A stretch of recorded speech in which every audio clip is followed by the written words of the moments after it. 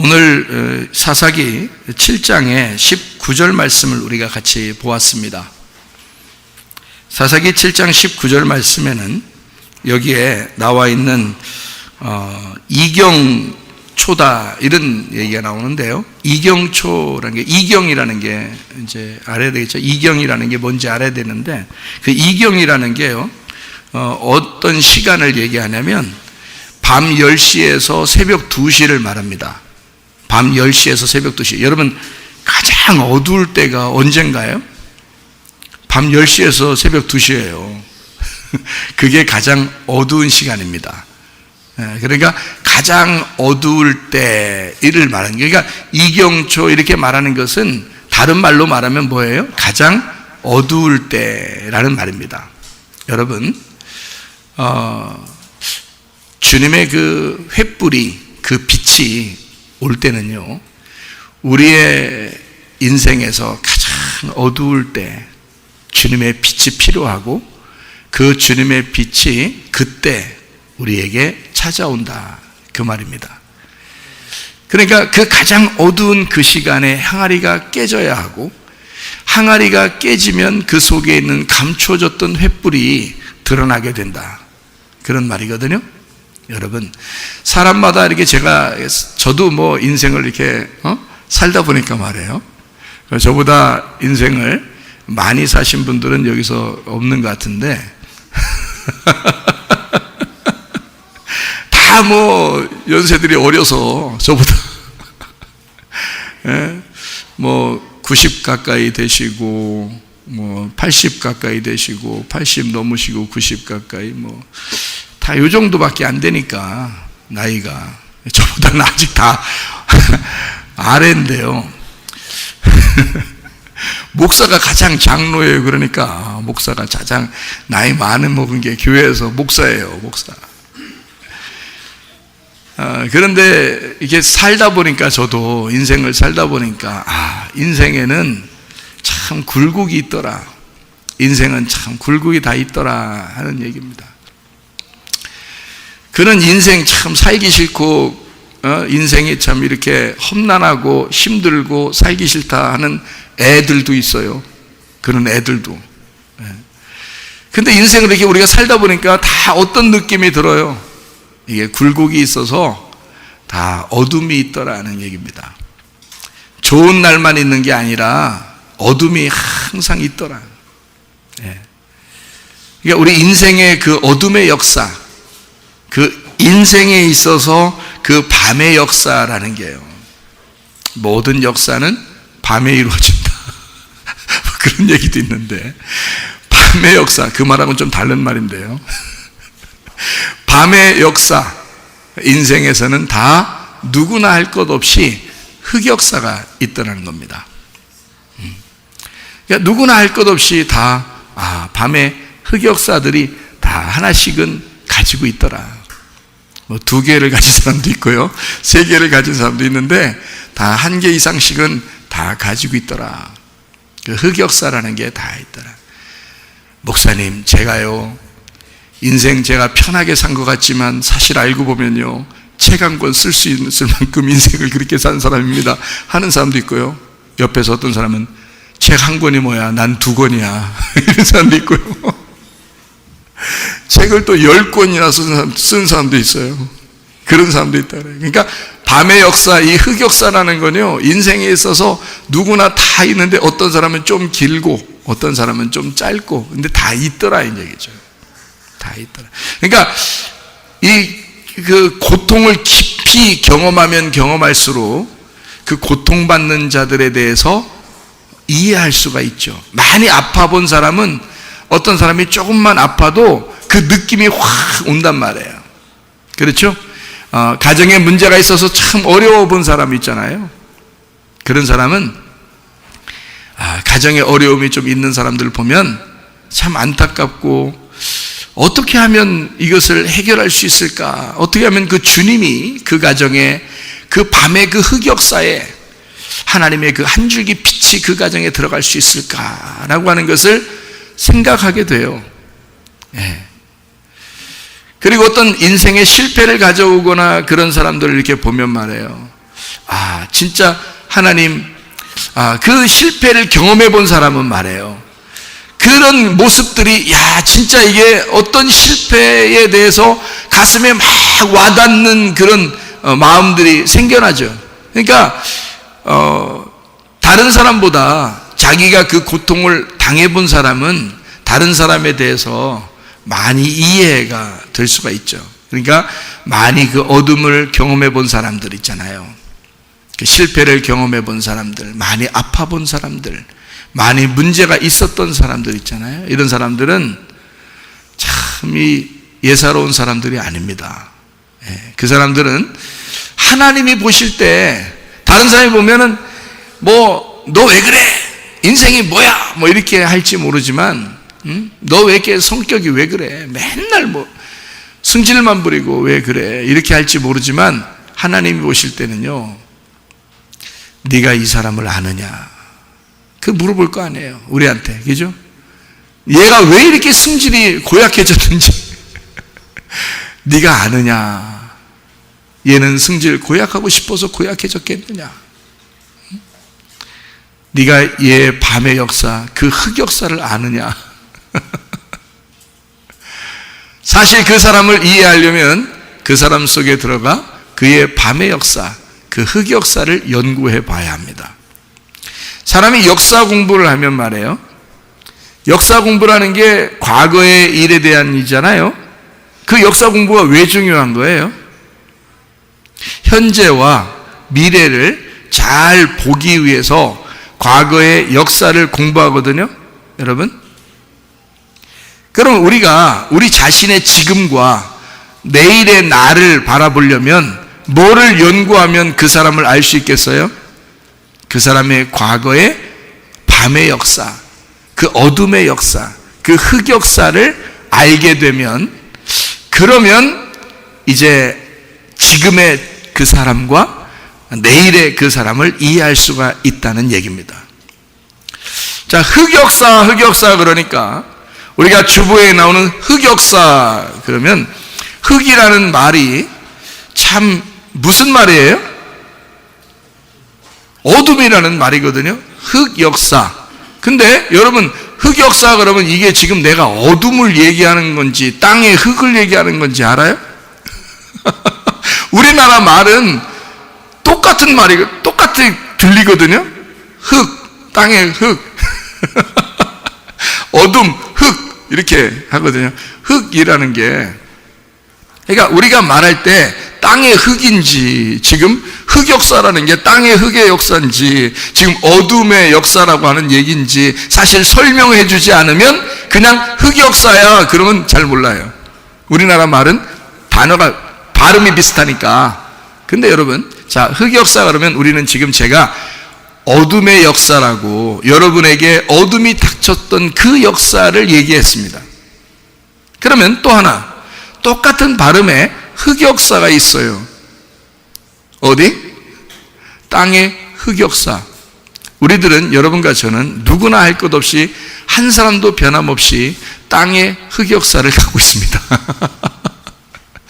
땅에서 태어난 자들이거든요. 땅의 흙으로 태어난 자들이에요. 그러니 우리는 어떤 삶을 살아갈 수밖에 없어요? 흑역사를 살아갈 수밖에 없어요. 어떤 삶이요? 어둠의 삶. 어떤 삶? 땅의 삶을 살아갈 수밖에 없다, 그 말이에요. 그러니까 똑같은 발음입니다. 한국 사람들의 말은 좀 똑같아요. 땅의 흙이나 어둠의 흙이나 똑같이 흑역사, 흑의 역사예요. 우리 한국 사람들, 모든 사람들은 다 흑역사를 가지고 있는데, 다 우리 인간들도 다 흑역사를 가지고 있더라. 땅의 역사, 땅에서 태어난 자들이더라, 그 말이에요. 그러니까 땅에서 태어난 자들은 다 어떤 삶을 살아갈 수밖에 없다? 어둠의 삶을 살아갈 수밖에 없고 땅의 삶을 살아갈 수밖에 없다, 그 말이에요. 그래서 땅의 삶을 사는 사람들이, 어둠의 삶을 살았던 사람들이 누구를 정죄할 것이며 누구를 판단할 것이며 누구를 비판하고 누구를 심판하겠냐, 그 말이에요.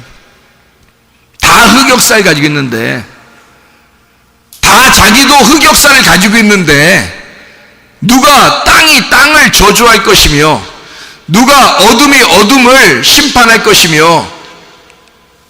무슨 말인지 알겠습니까?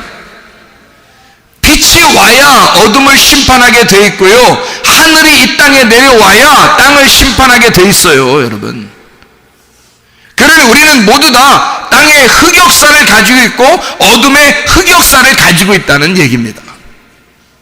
하늘을 만나지 못하면 우리에게는 심판이 이르지 않습니다. 그냥 그렇게 살다가 가는 사람이 돼요. 근데 이 땅에서는 한번 꼭 심판을 받아야 된다. 그 심판은 우리에게 죽음을 가져오는 거죠. 그래서 항아리가 깨지는 겁니다. 항아리가 깨지는 그 죽음을 경험하지 못하면 빛이 속에 있었다는 사실을 모르는 거예요. 다 우리 속에는 빛이 다 감추어져 있어요. 예수 그리스도가 어디 다른 데 있겠습니까? 우리 안에 계시죠. 예수 그리스도가 우리 안에 계신데 그걸 왜 우리가 모르느냐면 어둠 안에 살고 있기 때문에 그렇습니다. 항아리로 이 빛을 감추고 있기 때문에 그런 거예요. 항아리가 깨지면 빛은 나오게 돼 있어요. 항아리만 깨지면 빛은 드러나게 돼 있다는 거죠. 그럼 이 항아리가 뭘로 만들었어요? 흙으로 만들었죠. 그러니까 흙 속에 빛이 담겨져 있는 거란 말이에요. 내 속에 빛이 담겨져 있는 거예요. 자, 다시 말합니다. 항아리는 뭘로 만들었죠? 예, 흙으로 만들어졌어요. 어둠으로 만들어졌단 말입니다. 제가 말하는 거는. 자, 여러분, 두 가지 다 지금 제가 설명하는 겁니다. 하나는 흙으로, 진짜 땅의 흙을 얘기하는 거고, 또 하나는 어둠을 얘기하는 거예요. 그러니까 땅의 흙으로 만들어져 있는 이 땅의 흙으로 만들어진 나를 깨뜨리면 진짜 속에 있는 빛이 드러나게 돼 있고, 어둠이라는 나를 깨뜨리면 그러면 이 속에 있는 빛이 드러나게 돼 있다. 이런 말입니다. 그럼 문제는 이제 어디에 있는 거예요?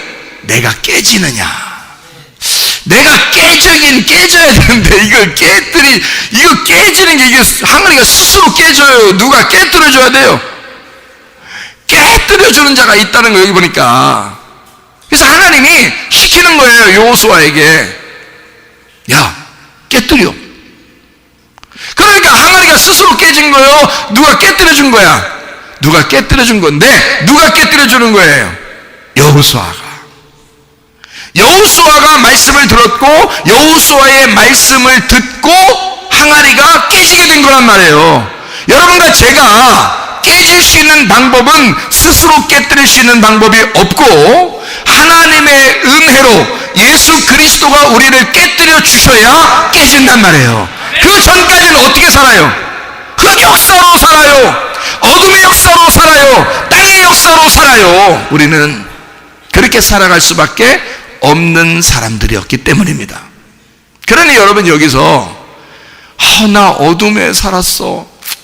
우리 가정은 개판이야. 개판 5분 전이야. 나는 이렇게 막 실패하고 힘들고 주눅들어 살고 있어. 나는 이런 죄 저런 죄를 지면서 살고 있어 라고 스스로 주눅들어 있다면 여러분은 지금 어느 과정에 있는 거예요? 온유한 심령을 갖게 하려고 하나님이 그 과정에 놓아 놓은 것입니다. 그렇게 짓눌려 있는 사람이 교회를 나오면 그 짓눌려 있다는 사실을 깨달아요. 교회는 거룩한 곳인데 하나님을 만나러 왔는데 예배를 드리러 왔는데 나는 뭐야?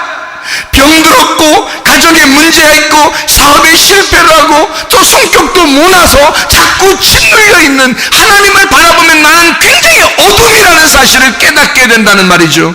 땅의 역사를 가진 사람이라는 걸 깨닫게 된다는 거죠.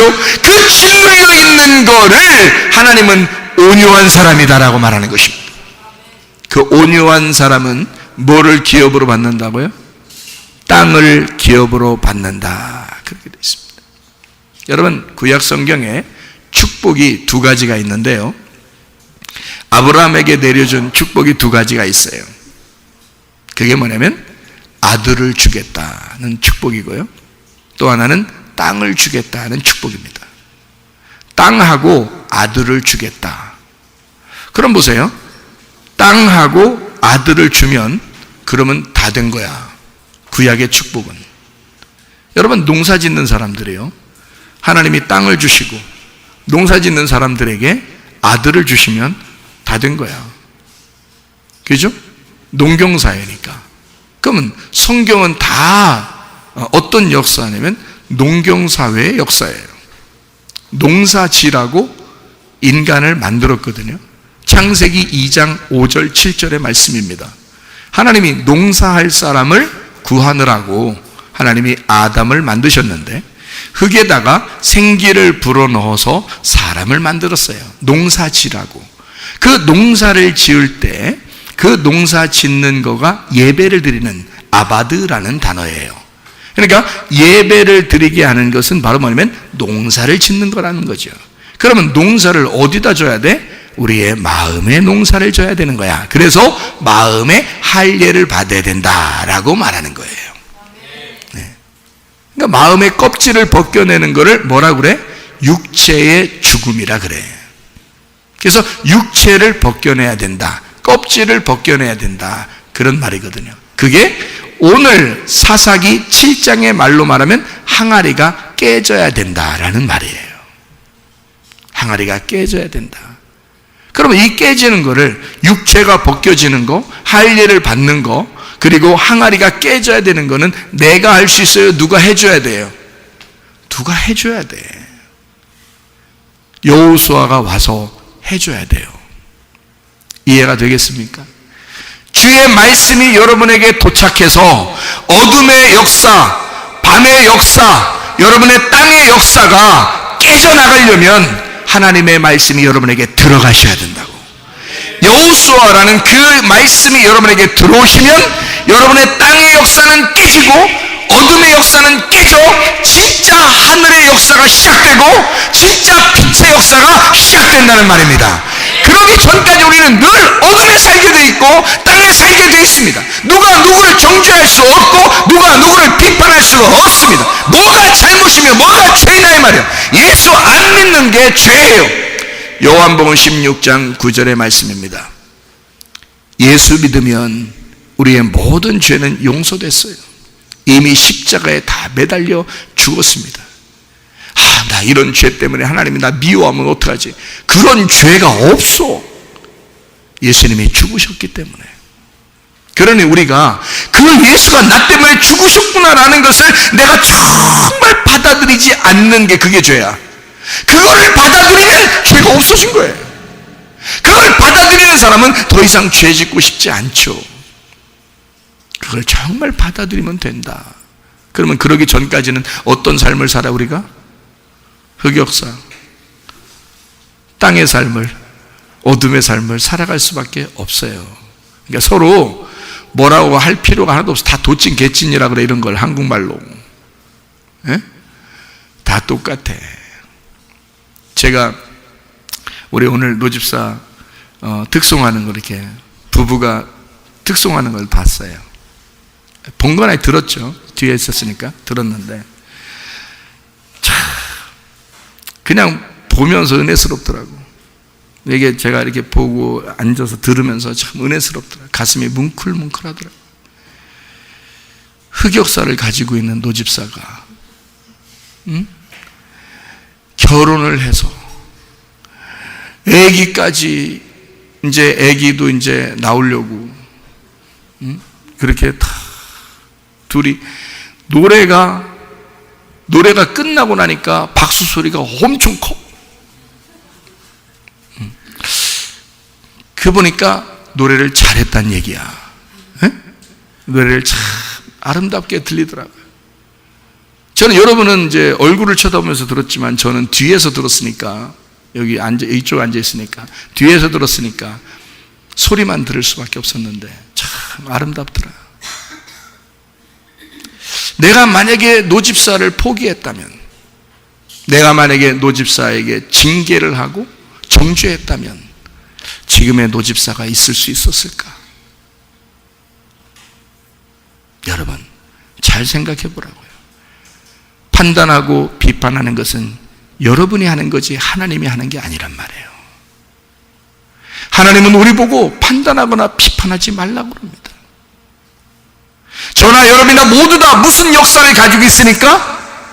흑역사를 가지고 있으니까. 땅의 역사를 다 가지고 있으니까. 어둠의 역사를 다 가지고 있으니까. 괜히 빛인 척하지 말라고요. 괜히 하늘인 척하지 말라고요. 그냥 어둠으로 나는 살아가고 있었구나 라는 것을 인식하라고요. 내 속에 그리스도가 나타나지 않으면 나는 여전히 어둠 가운데 가장 어두울 때 그 어둠으로 내가 살아가는 사람이구나.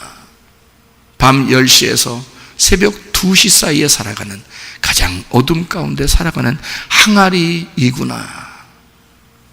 그 항아리가 어느 날 하나님에 의하여 깨질 때 이 속에 있는 빛이, 그 횃불이 드러나기 시작하는 거예요.